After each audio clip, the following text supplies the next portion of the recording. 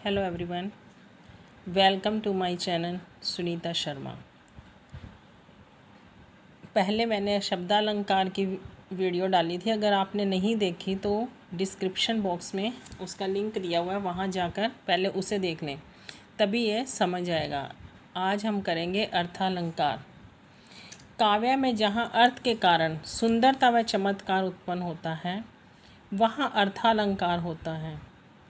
अर्थात अर्थ निकलने पर कविता में जो सुंदरता आती है, जैसे बीती विबावरी जागरी, अंबर पनगट में डुबो रही, तारा गट उषा नागरी।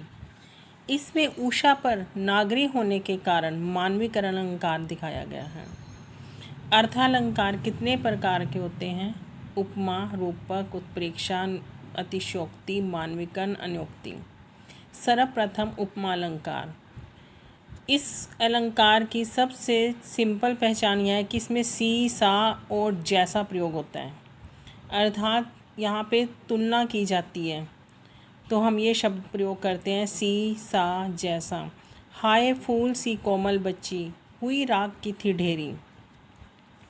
दूसरा है रूपक अलंकार, जिसमें हम योजक चिन्ह का प्रयोग करते हैं और अभेद वर्णन होता है। उपमेय और उपमान के मध्य योजक चिन्ह का प्रयोग होता है, तो वहाँ पे रूपक अलंकार आता है। जैसे मैया मैं तो चंद्र खिलौना ले हूँ, यहाँ चंद्र रूपी खिलौने का आरोप है। उत्प्रेक्षा अलंकार की पहचान है मानो, मनु, जनु, जन्हो, जानो, ज्यों।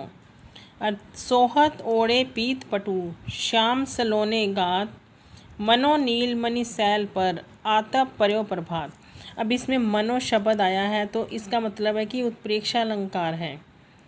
मानवीकरण अलंकार, जड़ प्रकृति पर मानवीय भावनाओं तथा क्रियाओं का आरोप, जैसे प्रकृति के साथ किसी चीज़ की तुलना करना। उषा सुनहले तीर बरसती, यहाँ उषा किरणों को कहा गया है और ये कहा गया है कि जो किरणें हैं वो सुनहरे तीर बरसा रही हैं। अतिशयोक्ति अलंकार, बढ़ा चढ़ाकर किसी भी चीज़ का वर्णन करना, जैसे हनुमान की पूंछ में लग न पाई आग, लंका सिगरी जल गई, गए निशाचर भाग।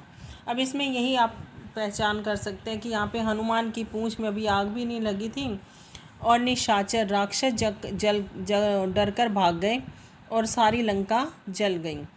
अर्थात अगर हम इनके कुछ मेन वर्ड्स याद कर लें तो हमारे लिए अलंकार याद करने आसान हो जाते हैं। जैसे उपमा अलंकार में सी, सा, जैसे। रूपक में योजक चिन्ह आता है। उत्प्रेक्षा में मानो, मनु, जनु, जानो, जानो। मानवीकरण अलंकार में प्राकृतिक वस्तुओं के ऊपर आरोप लगाया जाता है, मानव से तुलना की जाती है। अतिशयोक्ति में बढ़ा चढ़ाकर वर्णन किया जाता है। धन्यवाद।